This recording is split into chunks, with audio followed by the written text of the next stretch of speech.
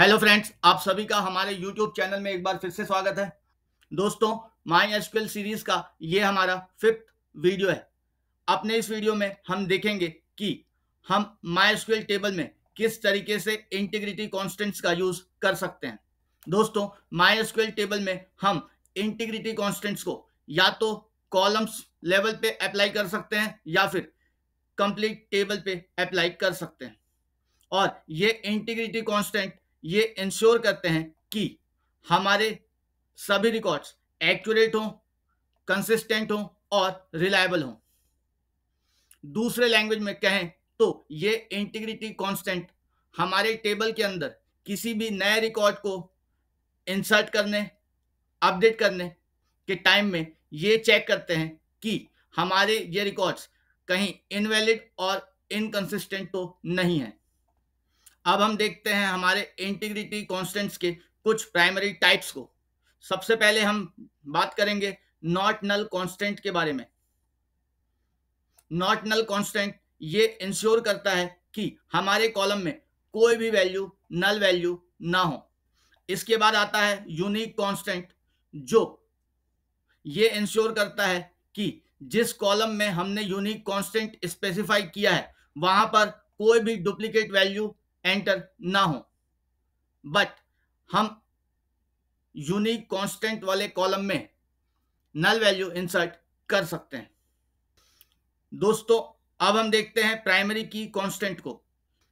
Friends, primary की constant का use करके हम रिकॉर्ड्स को यूनिकली आइडेंटिफाई कर सकते हैं। ये भी यूनिक कांस्टेंट की तरह ही है जो डुप्लीकेट वैल्यूज की एंट्री को रोकता है, बट प्राइमरी की और यूनिक की में मेन डिफरेंस ये है कि प्राइमरी की वाले कॉलम में हम नल वैल्यू इंसर्ट नहीं कर सकते हैं और यूनिक कांस्टेंट वाले कॉलम में हम नल वैल्यूज इंसर्ट कर सकते हैं।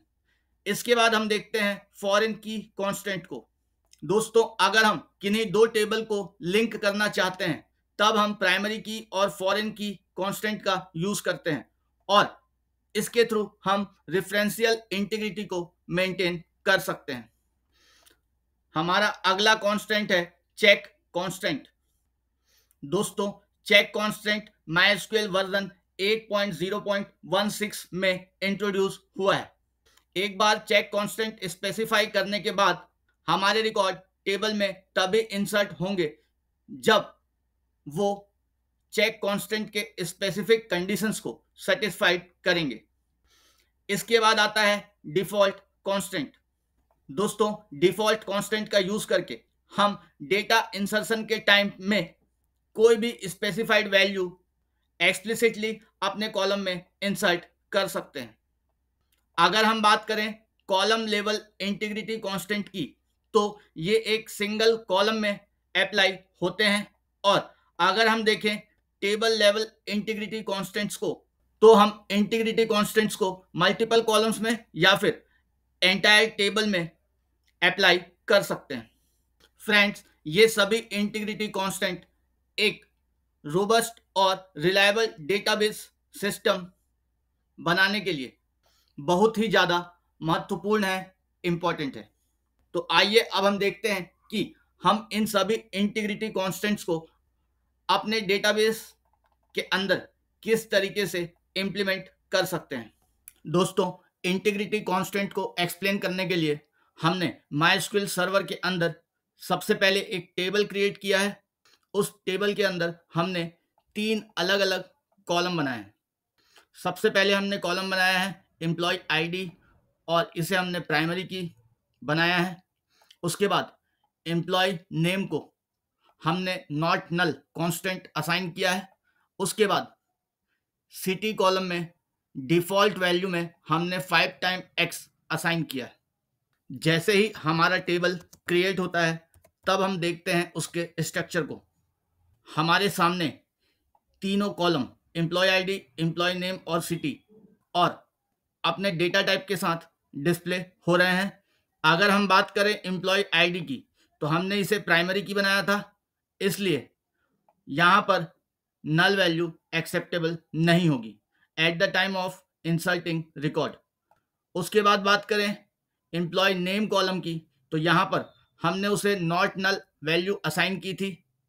उसके बाद सिटी कॉलम में हमने डिफ़ॉल्ट वैल्यू असाइन किया था, इसलिए यहाँ पर डिफ़ॉल्ट कॉलम में 5 टाइम्स x डिस्प्ले हो रहा है। अब हम अपने टेबल में एक रिकॉर्ड इंसर्ट करेंगे। यहाँ पर हमने रिकॉर्ड इंसर्ट करने के लिए कॉलम लिस्ट के साथ वैल्यू लिस्ट भी स्पेसिफाई की है। फ्रेंड्स, आप देख सकते हैं कि हमारे एम्प्लॉय टेबल के अंदर एक रिकॉर्ड इंसर्ट हो चुका है। अब हम अपना सेकेंड रिकॉर्ड इंसर्ट कर रहे हैं। इसके लिए भी हमने कॉलम लिस्ट और वैल्यू लिस्ट का यूज़ किया है, बट यहाँ पर जो एक चीज़ कॉमन है, हमने एम्प्लॉय आईडी की वैल्यू को चेंज नहीं किया है, सिर्फ एम्प्लॉय नेम और उसकी सिटी में ही चेंजेस किया है। तो आइए देखते हैं इसका आउटपुट क्या होता है। फ्रेंड्स, हमारा ये रिकॉर्ड इंसर्ट नहीं हुआ है और यहाँ पर एक एरर मैसेज जनरेट हो रहा है, डुप्लीकेट एंट्री 101 फॉर की प्राइमरी। ऐसा इसलिए हुआ है क्योंकि हमने टेबल क्रिएशन के टाइम में एम्प्लॉय आईडी को प्राइमरी की डिक्लेयर किया था। दोस्तों, अब हम फिर से एक नया रिकॉर्ड इंसर्ट करने जा रहे हैं। यहाँ पर हमने कॉलम लिस्ट में एम्प्लॉय आईडी और सिटी को लिया है और साथ ही वैल्यू लिस्ट में एम्प्लॉय आईडी और सिटी मेंशन की है। हमने यहाँ पर एम्प्लॉय नेम कॉलम लिस्ट में मेंशन नहीं किया है और इसी वजह से वैल्यू लिस्ट में भी हमने एम्प्लॉय नेम को स्पेसिफाई नहीं किया है। तो आइए देखते हैं हमारे इस कमांड का आउटपुट क्या होगा। फ्रेंड्स, हमारे सामने फिर से एक एरर मैसेज जनरेट हो रहा है क्योंकि हमने एम्प्लॉय नेम को टेबल क्रिएशन के टाइम में नॉट नल स्पेसिफाई किया था, इसलिए हमारा ये रिकॉर्ड भी टेबल में इंसर्ट नहीं होगा। फ्रेंड्स, अब हम फिर से एक रिकॉर्ड इंसर्ट कर रहे हैं।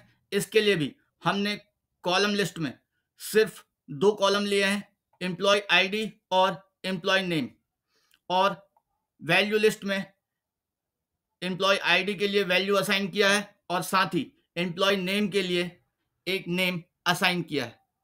हमने यहाँ पर तीसरा कॉलम सिटी नहीं लिया है और हम जानते हैं कि अगर हमने किसी कॉलम नेम को स्किप किया है तो वैल्यू लिस्ट से भी हमें उसकी वैल्यू को स्किप करना होता है। तो आइए देखते हैं हमारे इस कमांड का आउटपुट। फ्रेंड्स, हमारा ये रिकॉर्ड इंसर्ट हो चुका है और ऐसा इसलिए हुआ है क्योंकि हमने सिटी कॉलम में डिफ़ॉल्ट वैल्यू असाइन करके रखी थी और अब हमारे टेबल का फाइनल स्ट्रक्चर रिकॉर्ड के साथ कुछ इस तरीके से है। अभी सबसे लास्ट में हमने रिकॉर्ड नंबर 102 इंसर्ट किया है और आप देख सकते हैं कि हमने टेबल क्रिएशन के टाइम में सिटी कॉलम के लिए जो डिफ़ॉल्ट वैल्यू असाइन किया था वो हमारे टेबल के अंदर इंसर्ट हो चुका है। दोस्तों, हमने अभी तक देखा कि हम किस तरीके से प्राइमरी की, नॉट नल और डिफ़ॉल्ट इंटीग्रिटी कांस्टेंट का यूज़ कर सकते हैं। अपने अगले कमांड में हम देखेंगे कि हम किस तरीके से चेक कांस्टेंट को अपने टेबल के साथ यूज़ कर सकते हैं। इसके लिए हमने एम्प्लॉय टेबल में एक नया column age integer data type के साथ यूज़ किया है और चेक कांस्टेंट का यूज़ करके हमने एक कंडीशन यहाँ पर स्पेसिफाई की है। तो आइए देखते हैं अब हमारे टेबल का स्ट्रक्चर किस तरीके का है। दोस्तों, फाइनली अब हमारे टेबल में 4 कॉलम दिख रहे हैं। अब हम फिर से अपने टेबल में एक नया रिकॉर्ड इंसर्ट करने जा रहे हैं और हम इस रिकॉर्ड को सिर्फ इसलिए इंसर्ट कर रहे हैं ताकि हम ये देख सकें कि हमने अभी एज कॉलम के साथ जो चेक कांस्टेंट स्पेसिफाई किया है वो वाकई में काम कर रहा है या फिर नहीं। तो आइए अब हम इस कमांड को एग्जीक्यूट करते हैं और देखते हैं इसका आउटपुट क्या होता है। दोस्तों, हमारा ये कमांड सक्सेसफुली एग्जीक्यूट नहीं हो पाया है क्योंकि हमने एज कॉलम में चेक कांस्टेंट स्पेसिफाई किया था और हमारा वो चेक कांस्टेंट सक्सेसफुली वर्क कर रहा है। अगर हम चाहें तो हमने एज में जो वैल्यू दी है 17 उसे चेंज करके इस रिकॉर्ड को इंसर्ट कर सकते हैं और वीडियो के लास्ट में हम फिर से यही रिकॉर्ड आपके सामने एज की वैल्यू को चेंज करके इंसर्ट करेंगे। दोस्तों, अब हम अपने अगले दो कांस्टेंट को एक्सप्लेन करने के लिए फिर से एक नया टेबल क्रिएट कर रहे हैं।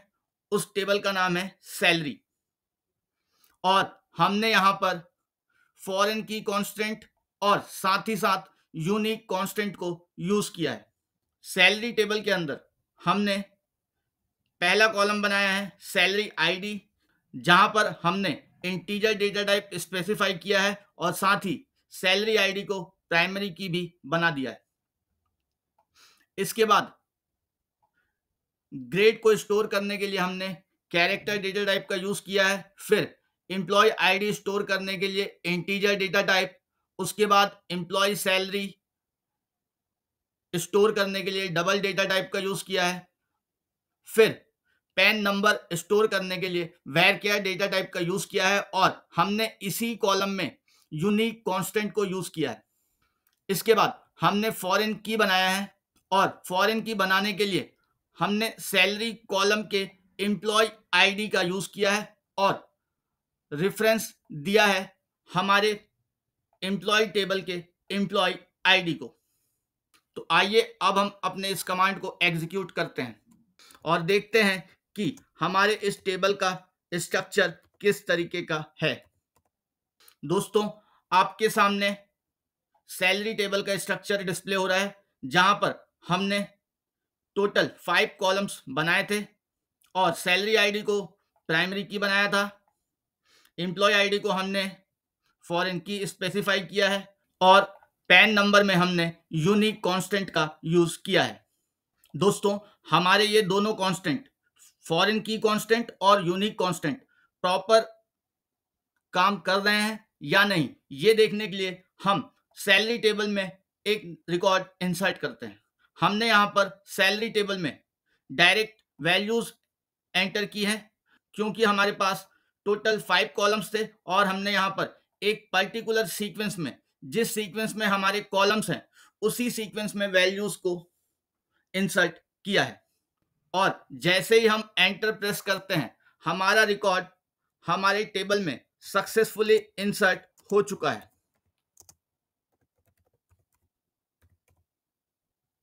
और आउटपुट आपके सामने कुछ इस तरीके का होगा। दोस्तों, अब हम सैलरी टेबल के अंदर एक दूसरा रिकॉर्ड इंसर्ट कर रहे हैं, जहां पर हमने सैलरी आईडी में स्पेसिफाई किया है 2, ग्रेड दिया है G2, एम्प्लॉय आईडी दी है 102, सैलरी दिया है 12,000, बट हमने पैन नंबर को अभी चेंज नहीं किया है। तो आइए देखते हैं इसका आउटपुट।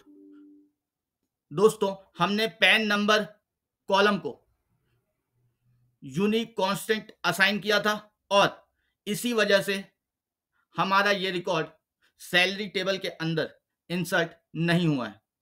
तो आइए अब फिर से हम सेम रिकॉर्ड को इंसर्ट करते हैं, बट अभी हमने पैन नंबर में थोड़ा चेंजेस किया है। तो देखते हैं कि हमारा ये रिकॉर्ड अब हमारे टेबल के अंदर इंसर्ट होता है या नहीं। फ्रेंड्स, अब आप देख सकते हैं कि हमारा ये रिकॉर्ड टेबल में इंसर्ट हो चुका है। दोस्तों, अपने अगले कमांड के थ्रू हम ये चेक करेंगे कि सैलरी टेबल में हमने जो फॉरेन की स्पेसिफाई किया है क्या वो एक्चुअल में वर्क कर रहा है या नहीं।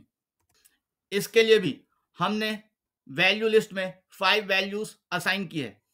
क्योंकि हमारे टेबल के अंदर ऑलरेडी 2 रिकॉर्ड हैं, तो हमने यहाँ पर सैलरी आईडी में वैल्यू दी है 3, ग्रेड में दिया G3, रिकॉर्ड नंबर 103 हम इंसर्ट करना चाहते हैं। उसके बाद सैलरी देने के बाद हमने एक पैन नंबर असाइन किया है। तो आइए देखते हैं अब हमारा ये रिकॉर्ड इंसर्ट हो भी रहा है या नहीं। फ्रेंड्स, यहाँ पर एक लंबा चौड़ा एरर डिस्प्ले हो रहा है और वो सिर्फ इस वजह से क्योंकि हमने सैलरी टेबल के अंदर एम्प्लॉय आईडी वाले कॉलम को फॉरेन की बनाया था। और अगर हम बात करें फॉरेन की के एक्चुअल डेफिनेशन की, तो फॉरेन की का डेफिनेशन हमें बताता है कि फॉरेन की एक नॉन की एट्रीब्यूट है जिसकी वैल्यू हमारे बेस टेबल के प्राइमरी की से डिराइव्ड टेबल के कॉलम में आती है। क्योंकि हमारे एम्प्लॉय टेबल के अंदर रिकॉर्ड नंबर 103 अवेलेबल नहीं है, इस वजह से हमारा रिकॉर्ड नंबर 3 सैलरी आईडी 3 वाला सीक्वेंस हमारे सैलरी टेबल में इंसर्ट नहीं हुआ है। अगर हम चाहते हैं कि हम इस रिकॉर्ड को अपने टेबल के अंदर सक्सेसफुली इंसर्ट करें, तो हमें सबसे पहले एम्प्लॉय टेबल के अंदर रिकॉर्ड नंबर 103 इंसर्ट करना होगा।